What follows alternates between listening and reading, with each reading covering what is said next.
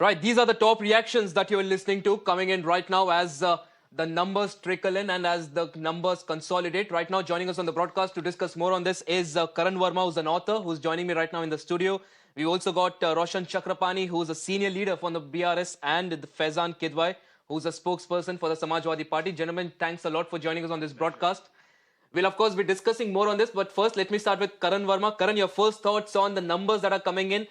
In a way, these were expected, but the surprise, of course, coming in from Absolutely. Chhattisgarh, which has now shown that the Congress, in fact, is vulnerable, even with popular faces like Baghel at the helm of affairs. It's a very strong validation of brand Modi, which is alive and kicking, and especially in the Hindi heartland.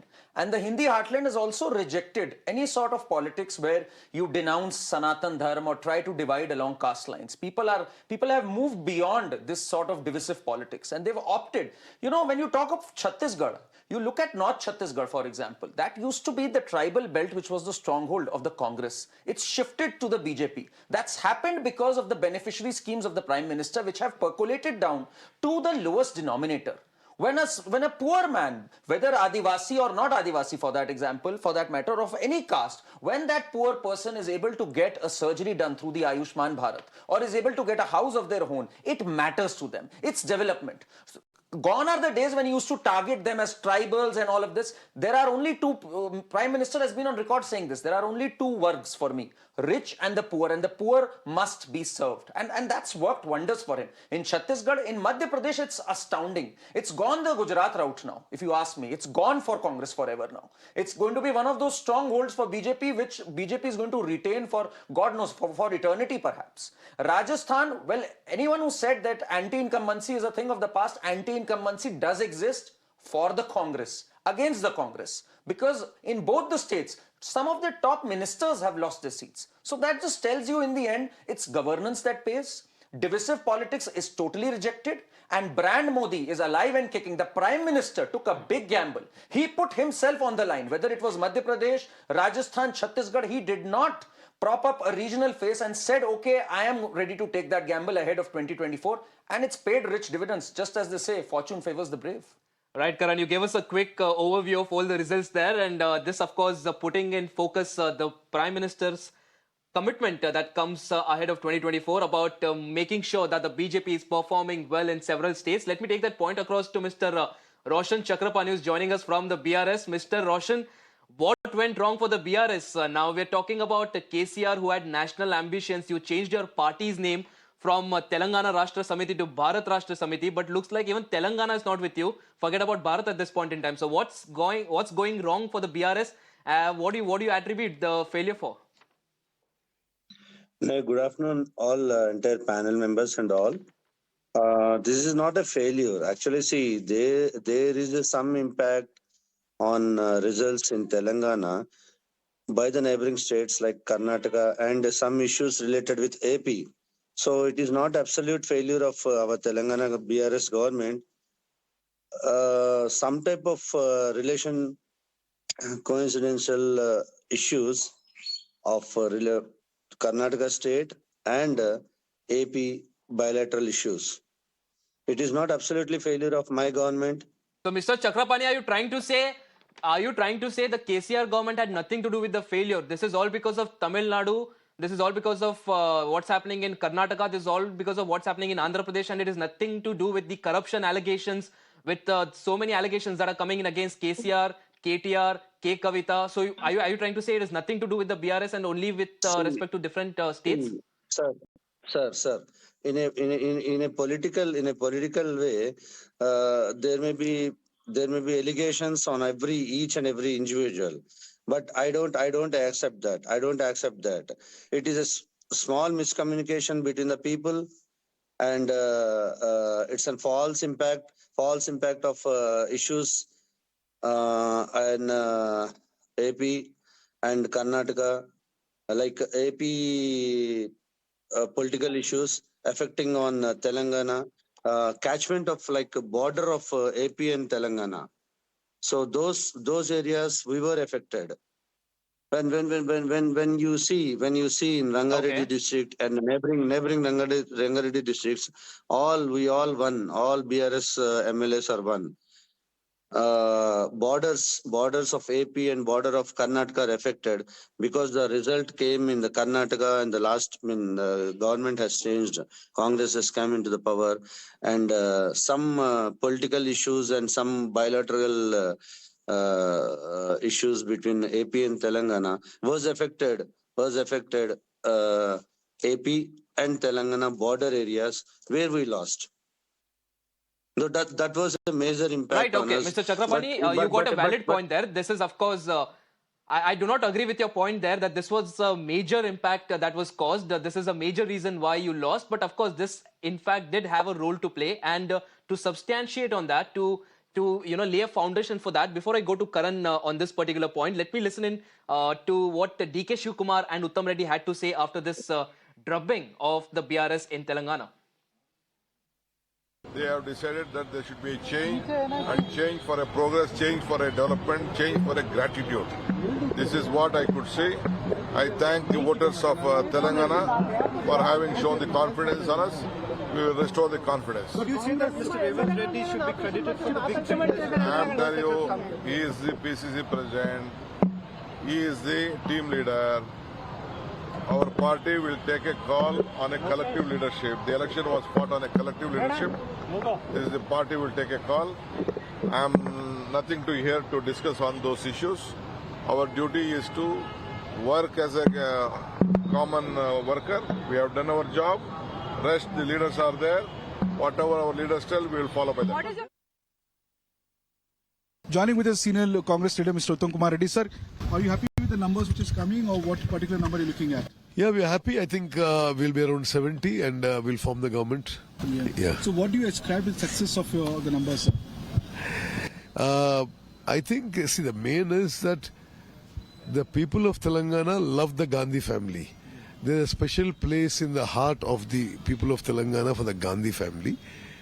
Right from the time of Mrs. Indira Gandhi, and then Mrs. Sonia Gandhi is singularly responsible for the state of Telangana being given.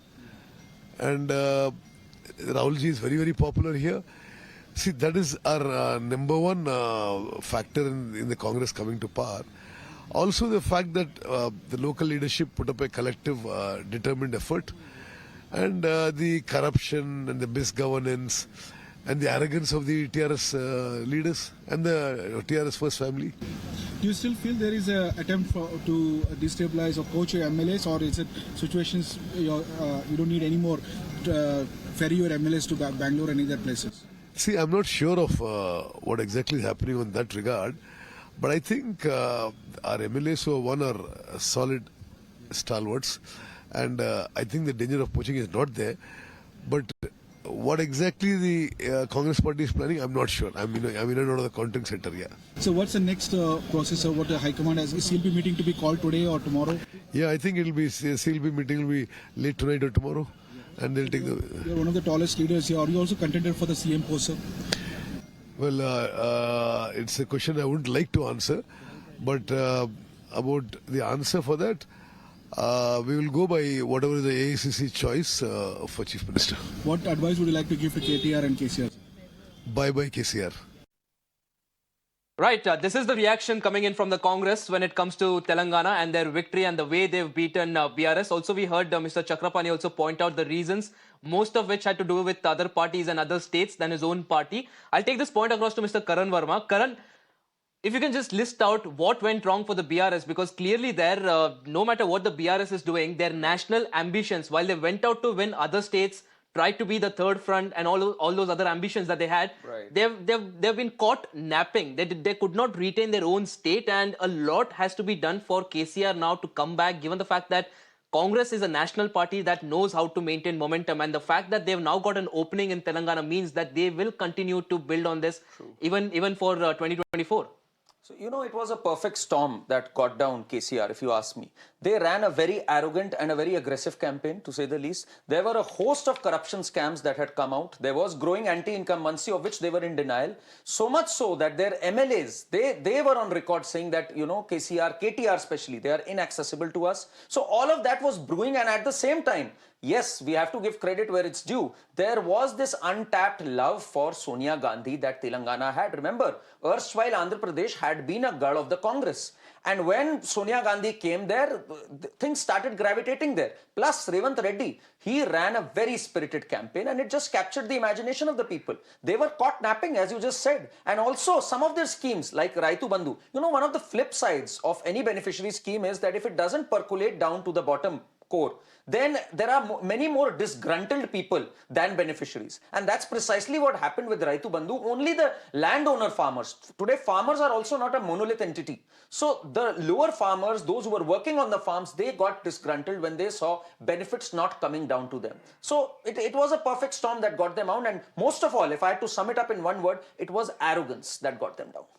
Right, Karan, interesting point there. It was arrogant that, in fact, caught BRS out there in Telangana. Let me also go across to Faizan Kidwai, who's joining us from the Samajwadi Party. Mr. Kidwai, you also are allies with the Congress, whether you would like to accept it or not, as part of the India Alliance. Even though there was a lot happening between you and the Congress in Madhya Pradesh, Congress denied you tickets, seats from Madhya Pradesh. Congress was pretty confident about their performance in Madhya Pradesh, but doesn't look like Congress is confident on confidence on paper did not really reflect when it came to the assembly seats. How do you react to this particular drubbing that is coming? Because it's not just Congress's loss right now. This will also be attached to the India Alliance as a whole, because this is the first full-fledged election and probably the last full-fledged election before the 2024 polls. So in a way, this is also going to be attributed as India Alliance's loss. No, I'd like to correct you here. This is not an India Alliance loss because there was no alliance here. This is the reason why we were kind of worried. We actually asked Congress that, what do you want? You want an alliance on the state level or only national level? Kindly come out clean, but they didn't. It was like, as you rightly mentioned, had the Congress party taken Samajwadi into, made a coalition here in the state elections also, the situation would have been completely different. Because Samajwadi Party enjoys a very strong hold in the Bundelkhand region. Even in the previous elections, the number of votes we polled was more than the winning margin. And we won one seat and we were very close on a number of other seats. But apart from this, now there's a question, is there any BJP spokesperson here? I don't think there's a BJP spokesperson on your show right now. But I would want to... No, we do have a BJP spokesperson, Mr. Kidwai. We also have a BJP representative on the panel. If you have a question for our BJP representative, you can go ahead. Yes, I do. Kindly now let me know who will be your chief minister from in both the states, in Rajasthan and Madhya Pradesh, because we have seen the kind of disrespect that was meted to Mr. Shivraj Singh Chauhan. The initial 2-3 lists that were announced, his name didn't feature there. And Mr. Shivraj Singh Chauhan went around the state, teary-eyed, with folded hands, telling people that's a matter of his respect. And we all know how Mr. Modi and Amit Shah duo have tried to put Mr. Shivraj Singh Chauhan out of the contest here, because Mr. Modi is kind of scared that Mr. Shivraj Singh Chauhan, growing popularity, is in a way going to come in his way of being the next prime ministerial candidate. Or maybe it comes in the way of Mr. Amit Shah's prospects or his desire to be the prime minister someday. So kindly, Bharatiya Janata Party spokesperson or Bharatiya Janata Party supporter, kindly tell the people what exactly is going to happen here. And what will be the situation with Mr. Jyotiraditya Scindia? Because he's also a chief minister aspirant. That's the reason he quit Congress and came to Bharatiya Janata Party. There's already a lot of infighting happening. Right, Mr. Kidwai, you seem to have a lot of questions from the BJP, and of course, take this across. I'll take your question across, but let us now quickly take a look at some breaking news that's coming in right now from Telangana. Now, the BRS has conceded its defeat. The BRS has conceded its defeat. That's the breaking news that's coming in right now from Telangana. The KTR has in fact reacted to people's mandate. He said that he's disappointed with the results that have come in from the state of Telangana. KTR has gone ahead and congratulated the Congress. Now, this is the breaking news that is coming in from the state of Telangana. A very well-fought battle there by the BRS, but of course, it was not as close as people predicted. Karan, you are, of course, one of those people who's been breaking this down for us, helping us understand how the BRS managed to do this. If you can just help us understand, the BRS seemed very confident, so confident that they in fact shifted their base out of Telangana almost and started focusing on other states in the nation. But what's happened right now is a reality check for most political parties, I believe. who are right now having national ambitions while also not really having very stable ground back home. So how do you react to this? And You the know, BRS's confidence also has been brought down right now. you have to first have your base strong to spread yourself. Otherwise, you spread yourself very thin. And BRS, from TRS, when they became BRS, it was an exercise in futility. Neither did they camp outside, much outside, nor did they actually increase their footprint. And in fact, they've lost what belonged to them. Plus, if you don't have your ears closely to the ground in today's day and age, you're going to lose. We saw what happened in Punjab, where the stalwarts lost. And here it was an arrogant campaign where KCR and KTR believed that they are the eternal lords of Telangana. They believe that they have conceived Telangana and they are going to be here till perpetuity. So that's not going to happen. The masters are the people. And the people were sick when they could not reach them for any of their grievance. And when MLAs are on record saying that yes, there is genuine inaccessibility happening, then you have a problem. And Congress, full credit to them, they utilized this. And once they had their foot in the door, they went for the jugular.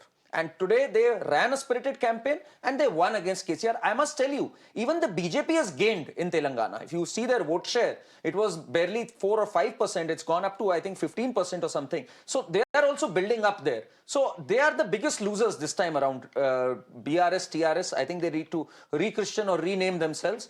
Also the minority appeasement, that also didn't do too well for them. Their close proximity with AIMIM, that also didn't augur too well. AIMIM, by the way, has less than a 1% vote there, I hear, this time around. So it was all, the writing was on the wall. It's just that they had their blinkers on and they couldn't see it. Right, Karan, of course, this is something that BRS needs to now reflect upon, because BRS was pretty confident, not just BRS, but also several other parties that in fact had some sort of a close alliance, behind the door alliance, if I may call it, were pretty confident of BRS, in fact, emerging as a popular, stable, reliable third front party, but doesn't look like that's the case. We'll have to wait for some other party to take in that role right now. But also, let me take this particular point across to Mr. Roshan Chakrapani, also is joining us from the BRS. Mr. Chakrapani, your party has now conceded defeat. You were pretty confident. You spoke about a lot of schemes that your party came in with. They introduced a lot of schemes like the Raita Bandhu scheme, which you said would have helped your party win. But where did it go wrong? Now you're blaming Andhra Pradesh, you're blaming Karnataka, you're blaming everyone else. But the corruption charges and the other allegations that have been leveled against your party, now your party has accepted defeat. What do you have to say on that? Kind information, I'm not blaming Karnataka or Andhra Pradesh, sir. First of all, I'll congratulate Congress party, and I give due respect to all the voters. We accept our defeat. See, there were a lot of reasons for our defeat. Okay, and as Uttam Kumar Reddy sir told that people doesn't like Congress party. If people liked Congress party, then this would have the third time. This would have the third time. There are so many reasons which affected our party's defeat. So people doesn't like Congress party. Some problems, some mistakes done by us, fetched to Congress party, came to the power.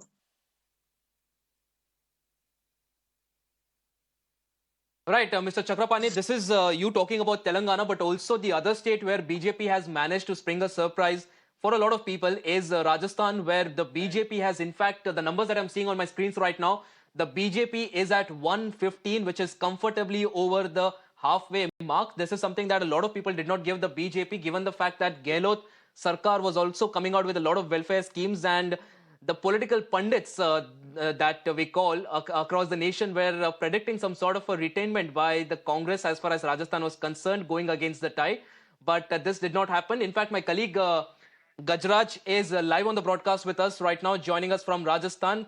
Gajraj, tell us about the mood in Rajasthan right now. This is, of course, a victory for the BJP, not as clear and as decisive as that of Madhya Pradesh, but this again still is a mandate that the BJP will be very happy with, given the fact that the Gehlot Sarkar and the Congress tried everything, especially in the last few weeks, to ensure that they retain Rajasthan.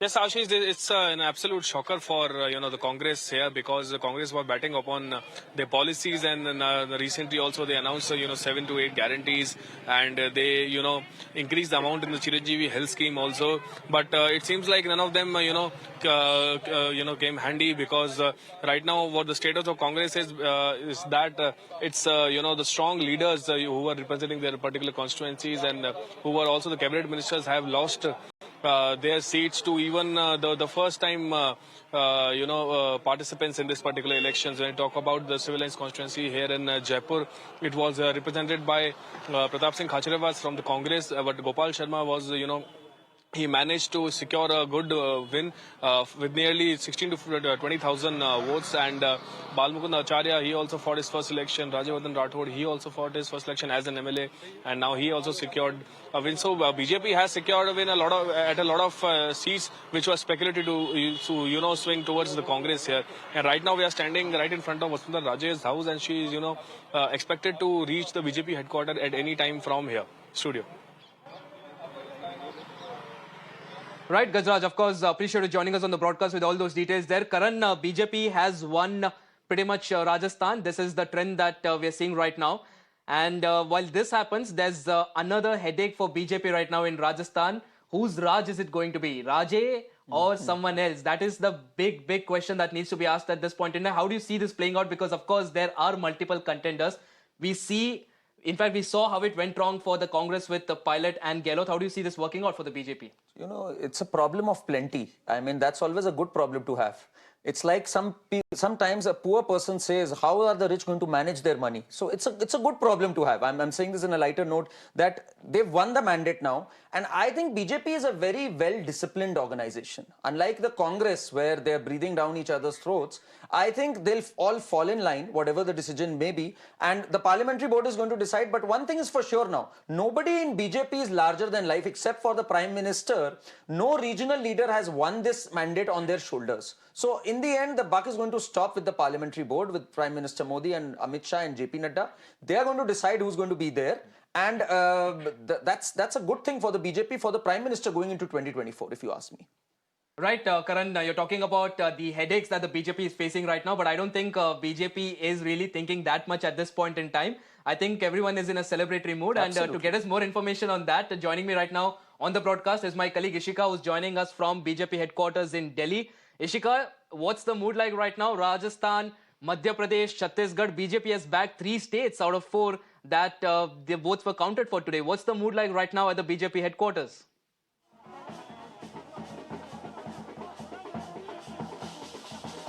Ashish, there was a mood of celebration since morning itself at the BJP headquarters, but now it has only intensified. Let me directly show you the visuals. You can see how, in fact, the band baja is playing. You can see all these karyakartas that have gathered here, all in the celebration mood here. In fact, we'll go across to them as well. Itni bumper jeet ki ummeed thi aapko? जहां मोदी जी चले हैं bumper ही आता है और मोदी जी की सभा में बैठते हैं लोग बिगर पैसे लेने आते वो. So as you clearly heard, all of these people are in a celebration mood. In fact, I'll ask my Vijay to pan around and show you that you can see the cutout of Prime Minister Narendra Modi also that has been put up here. All these workers that have gathered here, they are waiting for the Prime Minister as well to arrive and address them as well after this bumper, this major victory that they are witnessing it today. In fact, many big leaders have already arrived here at the BJP headquarters, and it is expected that in an hour or two, the Prime Minister is also going to come here. But certainly, the BJP says that they were confident from the start that they are going to win the 3 states. So certainly, the mood is very joyful around here. In fact, we are showing you how. In fact, they've also come up with the Puja Ki Thali as well, which you can see all of these cutouts here, all in praises of Prime Minister Narendra Modi. You can clearly hear the slogans as well. All of these workers crediting, this victory to Prime Minister Narendra Modi. So certainly, their smiles can say it all to you as well. And now they're only come here and address them. Over to you. Right, Ashika, all eyes on the Prime Minister, who's all set to arrive at the BJP headquarters in the evening as we expect. Also joining us on the broadcast is our panelist from the BJP. We are, of course, keeping a very close eye on what's happening at the BJP headquarters. Now, we're talking about band, we're talking about Bharat, we're talking about Laddu, we're talking about all the celebrations that are happening right now at the BJP headquarters. Karan, my question to you is, this is one question that is going to be asked now for everyone as far as Chhattisgarh is concerned, because the BJP has now managed to win in Chhattisgarh. But who's going to be the chief minister? Yes, there is the similar debate in the other two states as well. But Chhattisgarh, who do you think the BJP will go for? I think they're going to go for someone we are not expecting. It's not going to be the yesteryear CM, like the former CM.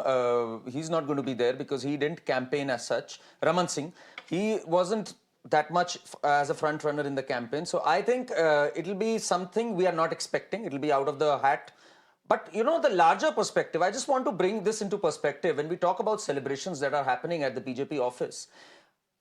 Last time in 2018, BJP lost these three states, Ashish.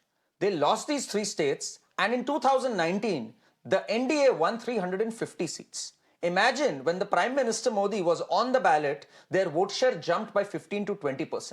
This time around, they have bagged the three states. So where are we heading with 2024? And how big a boost is this to the Prime Minister, who put himself on the ballot pretty much because there was no regional face per se for CM, and he won all the three states. I think this calls for a massive celebration, and for brand Modi, after 10 years, to still get you victories, even in states where no one was giving them a chance, like in Chhattisgarh.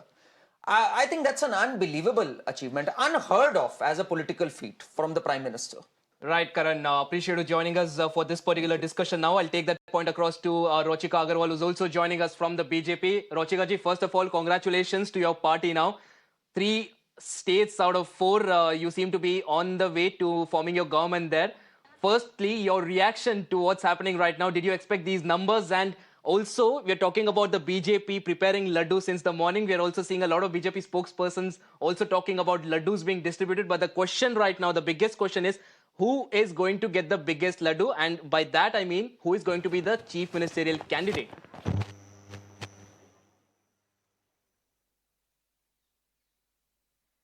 Vande Mataram, and heartiest congratulations to everybody, my entire nation, all the BJP workers who've worked day and night to attain this victory. Super happy, as in you have shown how the headquarters, the atmosphere in the headquarters is. Yes, laddus are being prepared, celebrations are being done, and because it's a sweeping victory in 3 states. Till yesterday, there were a lot of, the political pundits were against BJP. Everywhere they were saying, no, BJP is not going to win. It's going to be the Congress that's going to have the victory. In fact, even a lot of exit polls were showing that BJP is not going to win. But we were very sure. We were very sure that it is going to be BJP in all these 3, at least these 3 states. So, this is what we expected, and I'm super happy. And regarding the face for the chief minister, see, this is going to be handled by the topmost authorities. So we can't say anything as of now, and nothing should be said as of now. Let the authorities decide, let the heads decide, and you'll very soon get to know the names. Right, Rochika ji, now the BJP is of course not revealing its cards on the way to forming government in 3 states, and the question mark over the chief ministerial candidate also remains. But on that note, we'll slip into a short break. Don't go anywhere. We'll be right back.